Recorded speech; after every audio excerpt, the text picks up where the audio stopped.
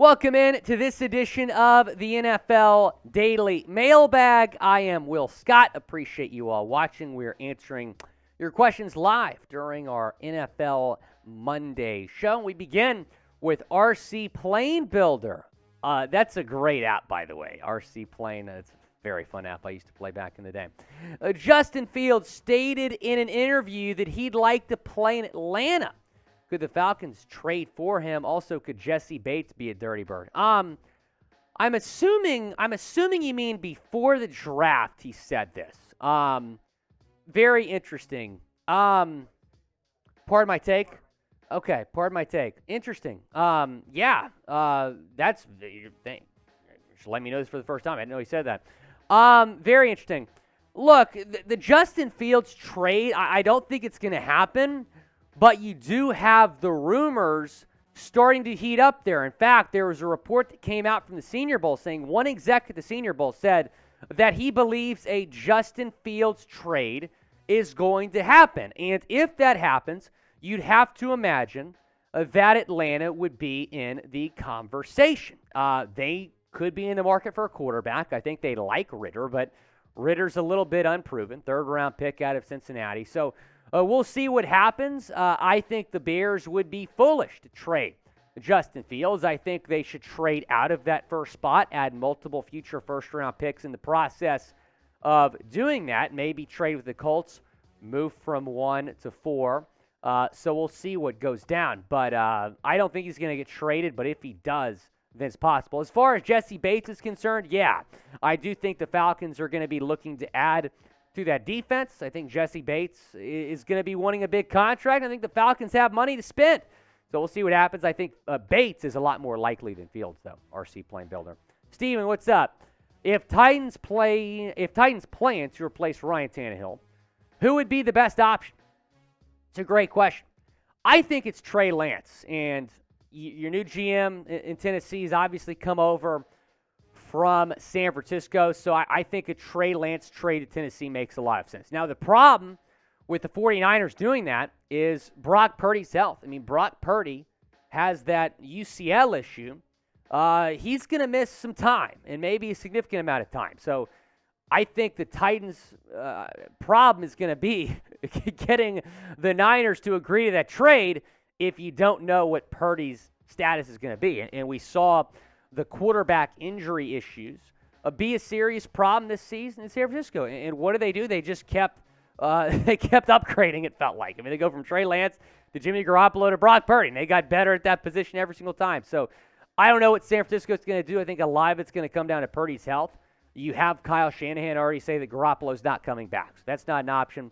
So I think the 49ers are going to want to hang on to Trey Lance. But if they do look to trade him, I think Tennessee makes a lot of sense. Maybe watch Aaron Rodgers as a dark horse there as well in Tennessee. Carson Brown, what's up? Which team will trade up for a quarterback in the NFL draft? Good question. I think that the Colts are obviously a team to watch, but also look for the Raiders. The Raiders need a quarterback. I don't think Jarrett Stidham's the guy, obviously. They just cut Derek Carr less than a week ago. So I think that the Colts and the Raiders are teams to watch. Indy, I definitely think will, and I think they'll trade up for the number 1 pick and probably take Bryce Young. You heard Jim Irsay say it, Shane Steichen's presser last week, say that they really like Bryce Young. Maybe he's trying to bait Houston into trading up 1 spot. We'll see. But I think the Colts and the Raiders could potentially both trade up for quarterbacks. Who should trade up to draft a QB? Go down in the comments section. Let me know who should trade up. I think the Colts make too much sense. I mean, they're in the number 4 position right now. Trade that pick, trade next year's first, and move up and take Bryce Young, who could really change your franchise under first-year head coach Shane Steichen, who's worked with Jalen Hurts, who's worked with Justin Herbert, who's done a really good job with young quarterbacks in the past. GM Evan Henders, what's up? Boise State repping. Go Broncos, man. Should Kansas City sign or trade Sam Darnold or Carson Wentz as the backup? Very interesting. Yeah, you guys need a backup. You know, Chad Henne retired. Let's see. Sam Darnold. Yeah, I don't think Sam Darnold's going to be a starter next year. He's an interesting guy that could go somewhere and be one of the highest paid backups in the league. I'd say no to Carson Wentz. I don't know if Carson Wentz is going to play next year. I mean, we'll see what happens. It's certainly not going to be in Washington, but Sam Darnold would be the much better option right there. And Sam Darnold is a free agent, so you don't have to trade for him. Matt Crawford, what's up? What are the chances that my Panthers trade up to number 1 to take Young or Stroud? Decent. There's going to be a bidding war. The Texans might trade up one spot. The Colts might trade up from 4 to 1. And then the Raiders and the Panthers are some other teams that we're hearing that could be interested.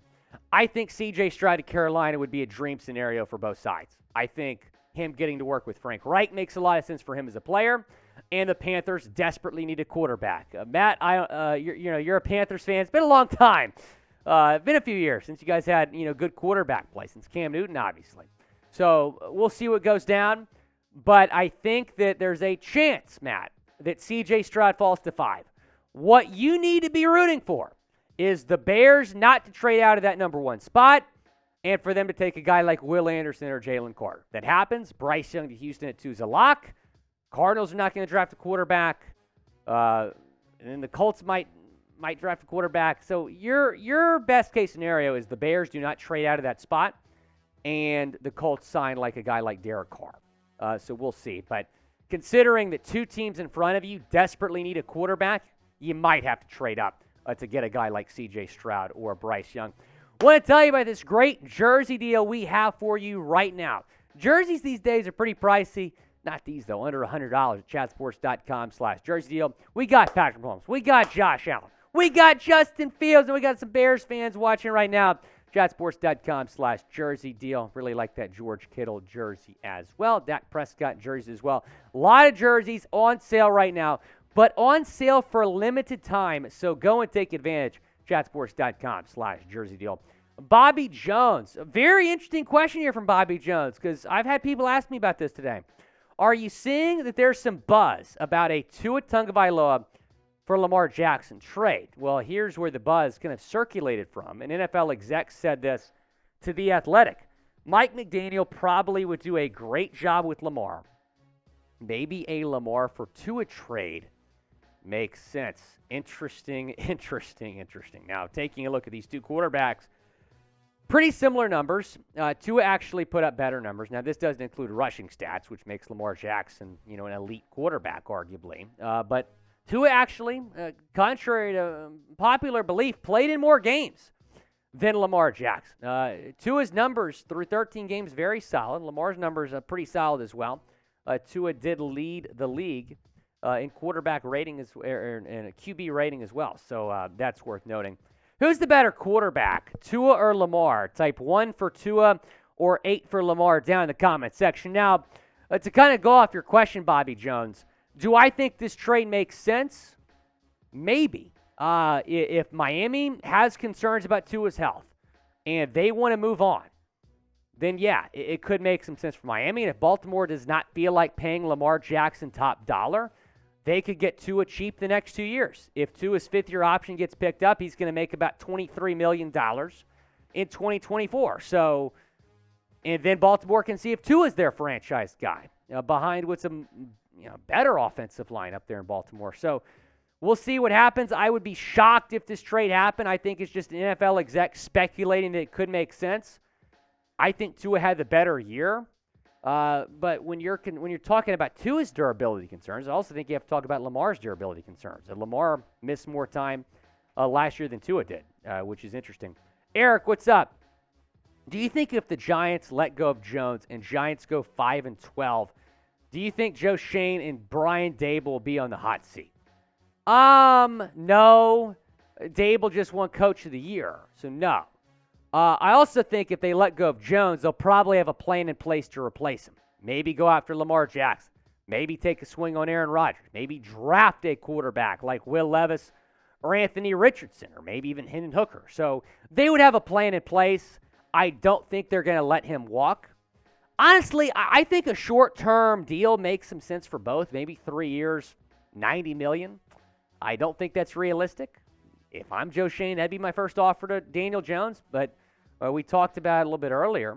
Daniel Jones wants apparently $45 million per year which he's not going to get. That would be crazy. And I would not blame the Giants for letting him walk. But if they let him walk and the Giants go 5-12, no. I do not think those two guys will be on the hot seat. I think if you're a Giants fan, you want Joe Shane and Brian Dable at the helm for a long time.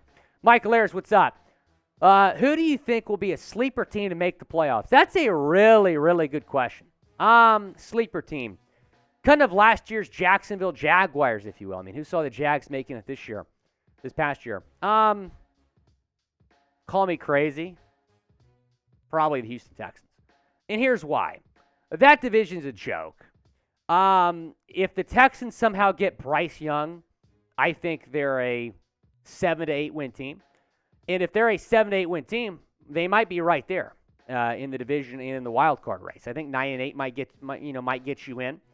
So they're a sleeper team to watch next year when you're talking about making the playoffs. I don't want to call the Lions a sleeper team because they're not. Everyone knows the Lions are going to be really good next year. The Lions could be a sleepy Super Bowl contender next year if you want to talk about that. I mean, they're going to be maybe a 10, 11 win team next year. I think they're going to win the division next year. I see some people in the chat right now saying Lions, but it's hard to call Detroit a sleeper team when everyone knows they're going to be pretty good. Be sure to subscribe so you can join us on our future mailbag shows and turn on your notifications so you never miss a video. Go and hit that notification bell below. Guys, be sure to check out our Super Thanks feature. So YouTube has added Super Thanks, and it's a way to contribute to the channel outside of live videos, because normally just during a live show you'd be able to super chat, but this gives you the option of doing it outside of live. So click the thanks icon. We really appreciate everyone's support of the channel.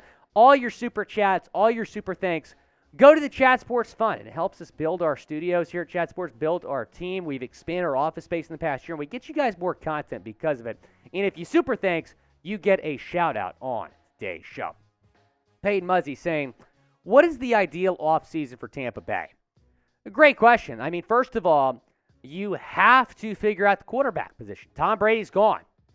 I like Kyle Trask. He's not a starting quarterback next year. He just can't be. Maybe a backup, but not a starter. So I think a dream scenario for Tampa Bay would be somehow landing Lamar Jackson. I don't know how realistic that is. But another guy that might make some sense in Tampa Bay, and this is going to be a polarizing player, Baker Mayfield. I think Baker Mayfield, Tampa Bay, makes a lot of sense for both sides. I really like Baker. I think he's a top 20 quarterback in this league. That might be a hot take, but the guy just has a competitive edge about him. And I'll say this about Baker.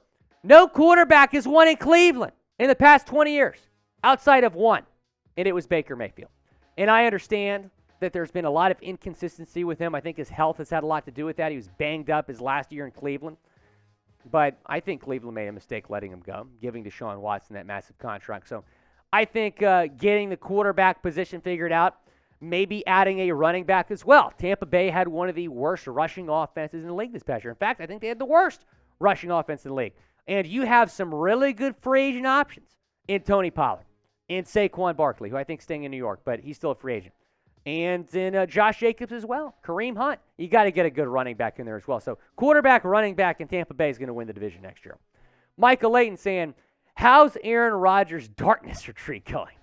You know, I wish we could get some live updates on that. I really do, Producer Jack. I wish we could get some live updates on this darkness retreat, but that's why it's a darkness retreat. No social media, no phones, and I think he's on it right now, and he's probably thinking about where he's going to go. I don't think he's staying in Green Bay. I don't think the Packers want him back. I think they want to move on to Jordan Love.